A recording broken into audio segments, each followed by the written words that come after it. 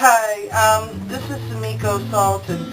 What you're about to see is an interview with my father, Robert Saulson. He was diagnosed first with liver cancer, first with lung cancer, then with liver cancer, and he had come into UCSF with a complaint about liver pain. So I'm his daughter, and basically this is me interviewing with him about his concerns about his pain management and about not having had his liver cancer detected soon due to the separation of the departments and the bureaucracy. Thank you for watching. Okay. So we're going to talk about your experience with UCSF. Just say hi and introduce yourself. Okay. And stuff. My name's Robert Saulson. Born July 2nd, 1942. I'm 70 years old. And I've been going to UCSF for my treatment for cancer. Okay. My first cancer was lung cancer. They let it sit and cook in my body for a year before they bothered to tell me. Never told my primary doctor, who was over at Maxine Hall, about it, period. She never heard about it until after I had my cancer operation. You know, I was blaming her for it. I thought that she messed up, but she didn't. That's my doctor over at Maxine Hall, who was excellent. I had her for 10 years. But I had to drop Maxine Hall because of the budget cuts. They can only give blood tests once, 2 hours a day, 3 days a week. And that just didn't, I had to take more tests than that. So, when you had lung cancer, UCSF didn't tell your primary care physician that you had cancer? No, never told her. So there was no communication? No communication. And they finally discovered it a second time when I came in there complaining about pain in my liver. And they sort of shined that on as, it might be your gallbladder, and it's probably nothing. It's something that's a blood clots in your liver, and nothing to worry about. I went to their liver expert, and he just sort of laughed about the thing, laughed the whole liver thing off. So they ultimately ended up diagnosing you with liver cancer after I was almost cured from the lung cancer. I wasn't complaining about the lung cancer because even though they did wait a year, they did finally take it out of my lung early enough so that I had no more lung cancer. But on my 6 month, you get 2-3 month CAT scans, and then you get a 6 month CAT scan. The 2-3 months check cleared. My 6 month, they found out that I had, at first they told me they thought it was clear, and then they said, no, the radiologist says you've got cancer in your spine, cancer in your liver. And you had been complaining of liver symptoms for the whole time. That was the way. I thought I was lucky that that's how they discovered the lung cancer, was because of my liver cancer complaints. And how long was it between when you first complained about liver problems and when they finally diagnosed it? A year, 2 years? Oh, no. Yeah, it was, I guess, about 2 years from the complaint, but they diagnosed it. They took a biopsy on my liver, And right away they noticed that it was liver cancer and not my lung cancer that had spread. Okay. And they did radiation on my back because they said that if they didn't, I wouldn't be able to walk pretty soon because the liver cancer had spread to my spine and was pretty aggressive. And you were having some trouble with UCSF and communication and pain management? Horrible communications. Every time I went in there and tried to get pain medication, they kept turning me down, reducing the doses, telling me, they tell me that I could have any dose I wanted, but then they wouldn't give it to me. I went into the emergency once because I was in terrible pain, and they gave me 5 milligram oxycodone, 30 pills or something like that, which is totally useless for somebody, who has serious pain. And you said that you felt like they're not really acknowledging that how serious your situation is? No, they don't seem to understand that when you have liver cancer and spine cancer, it hurts. Yeah. And they took a whole lot of time to diagnose and get my lung cancers, treated. And then they took a lot of time to get my, I couldn't get chemotherapy for my liver cancer. You had a bad reaction, right? Well, it was a long delay between the time that I got the treatment for the liver cancer and the time that I could take the chemo. So by the time I took the chemo, my body was already too far gone. How long did they take to actually start chemo? I don't know. After they I don't know. My isolated mind isn't working that good now. Okay. But I know it was quite a time. My memory... It was mainly the x-rays. Right. They kept sending me to different places to get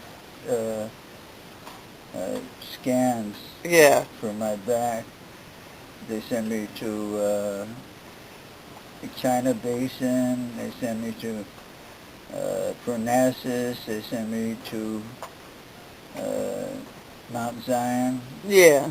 All for different scans. Would you say it was about 6 weeks, maybe? At least 6 weeks. Okay. And then when they finally got all the 6 weeks, they started the radiation on my back, and they gave me an aggressive radiation because they said that they should get it quick.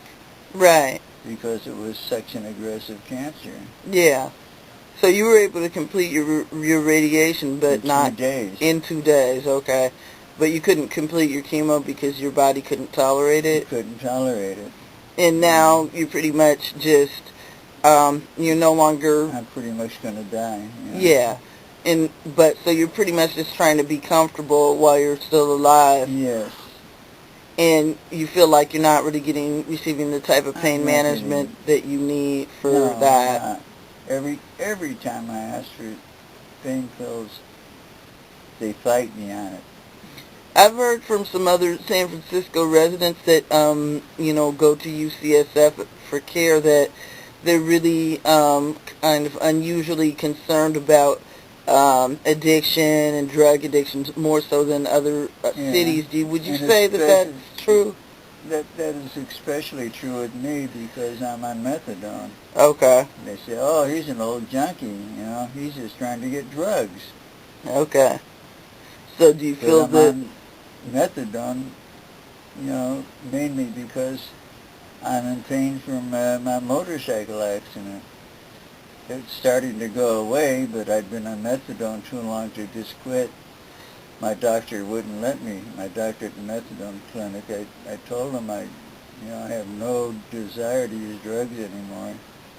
But he said it doesn't matter. You can't, you're too old to quit. So you don't have the option of getting off of it at this point? Well, they advised me not to, so I didn't. Okay. And, but they see it in your chart and they don't want to give you painkillers, basically? I have no idea. The ones who gave me 5 milligrams said, "Oh, we don't want to get you addicted." But my oncologist said I had a year at the most to live. How long could I be addicted? Yeah. So you feel like, given the situation you're in, that there's no reason I should be in pain, in this much pain. Yeah, and you shouldn't. Becoming addicted isn't like a great concern because your prognosis is, in terms of how long you have to live, it's not good. Right. Do you think that the people in emergency and your general practitioner know what you're being told by your oncologist about your prognosis? No, I don't think they don't have a pain management expert at their whole system doesn't have a pain management expert to tell them how to treat pain. Yeah. So basically, you got a cat there. Yeah. Hi, Miranda. Yeah, she's gonna miss me. Aren't you, Miranda? So basically, it again comes down to communication. Yeah, communication. So they're not giving... Basically, they don't believe anything I say. Okay. So you don't feel like you're being listened to or your wishes respected? Yeah. Okay. And finally, when I told people, like you, my daughter, you mentioned that your mother had the same problem. Yeah, until she moved to the East Bay. Yeah, and then she went to Sutter, who did things rapidly. Yeah, she... basically UCSF kept telling her that nothing was wrong with her, and then her kidneys failed, and she went to Sutter, and they had her started on chemo in 2 days. Yeah. Yeah. So very similarly, yeah, they kept telling her nothing was wrong. Yeah. Yeah. And this is somebody who had multiple myeloma to the point where her kidneys failed, and she ended up with something. What was the other thing she had? She ended up with Guillain-Barré. Yeah, Guillain-Barré symptoms because of the lateness of the treatment. And I also talked to my granddaughter's girlfriend, whose grandmother went into Sutter for thyroid cancer. She's a 94-year-old lady. She went in there one day because her kids made her. She doesn't like hospitals.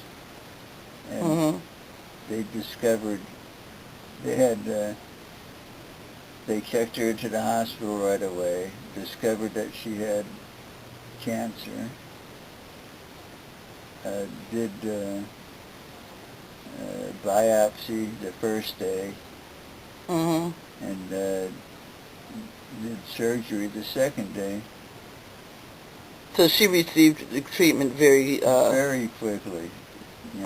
They didn't have to do like I did. I went to places here, there, all over the place. I couldn't. I couldn't go to. I'd have 2 appointments on the 4th floor at 1600s, the Visadero. Mount Zion. Mount Zion. Yeah. And they were in the exact same office, but I had to go 2 different days because that's where they scheduled me. Right. I couldn't get 2 different doctors on the same day. So your experience is that they're very bureaucratic? Yeah, they do things as a convenience for the doctors. The patient is the last thing they think about.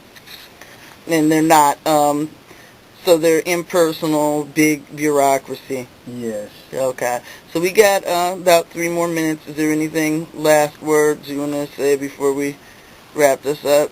Well, I can't because my memory isn't that good these days. I can't really help you too much. Would you rather...